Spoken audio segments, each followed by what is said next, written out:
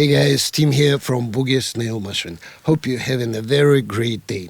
In this video, I speak about a powerful EQ strategy in mastering. So before we start, please remember, if you have a mix that you need mastered, request a quote at bsmastering.com and receive 50% of your first order. I would also very much appreciate, guys, if you subscribe and hit the notification bell to support my channel. It helps me to bring more videos. And now, let's get to the video.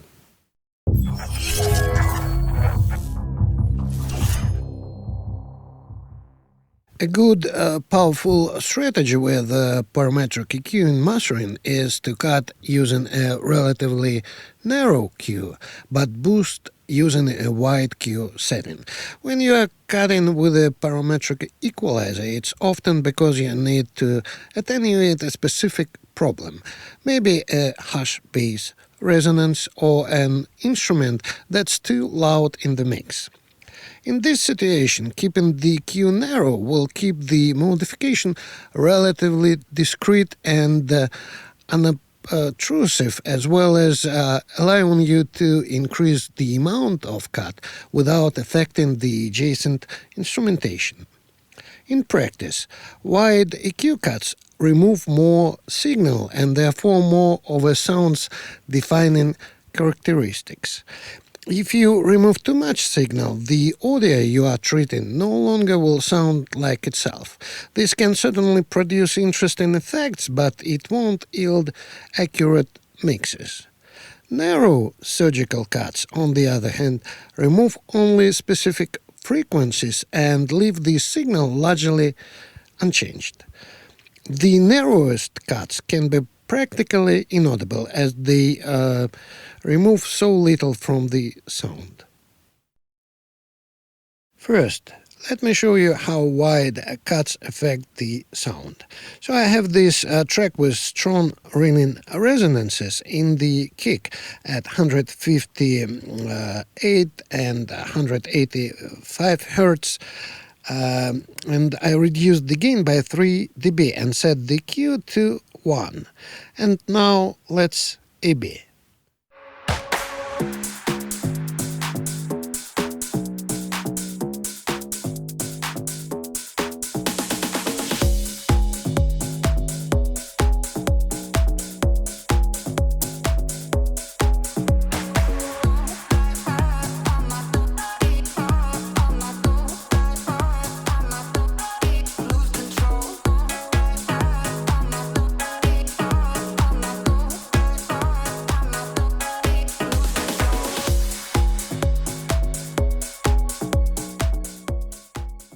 As you may notice, a lot of the kick's character disappears.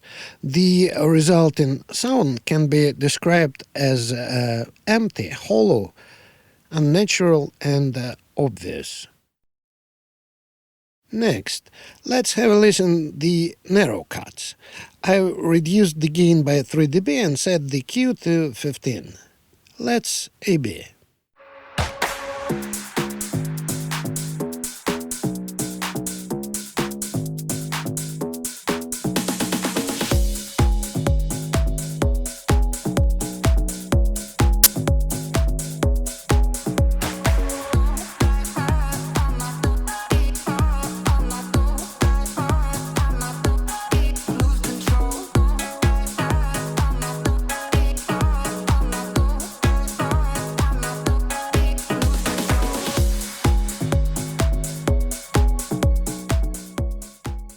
As you may hear, the main resonances are gone, but without losing punch in the kick, and fixed the issue without loss of valuable information, resulting in a more natural-sounding corrective EQ.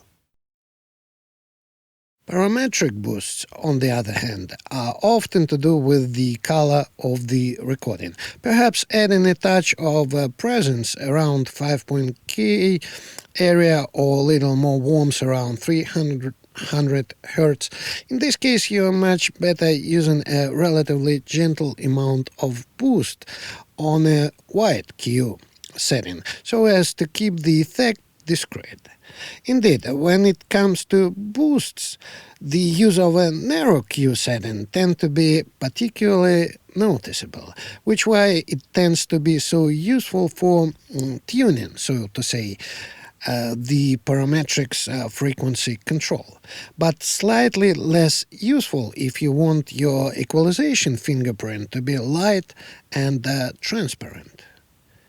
Narrow boosts are the least audible, but in fact, because of how our ears work, narrow key boosts usually sound unnatural and jarring, where wide boosts are much less obvious. First, let me show you how narrow boosts affect the sound. I boost the gain by 3 dB at 12K and set the Q to 15. Let's A-B.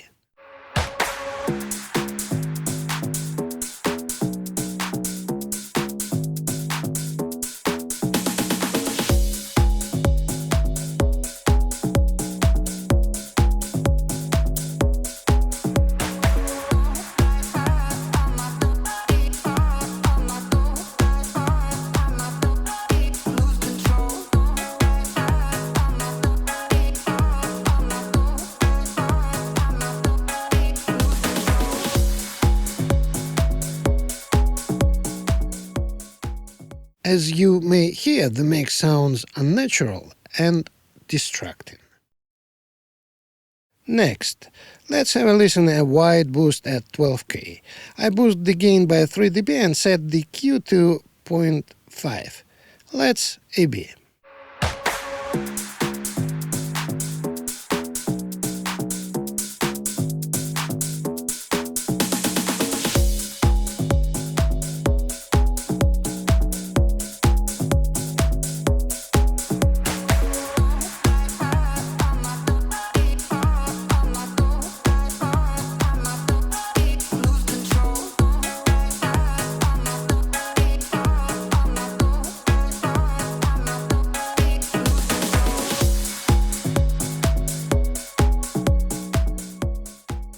Though this boost affects so many frequencies, but it definitely adds airiness.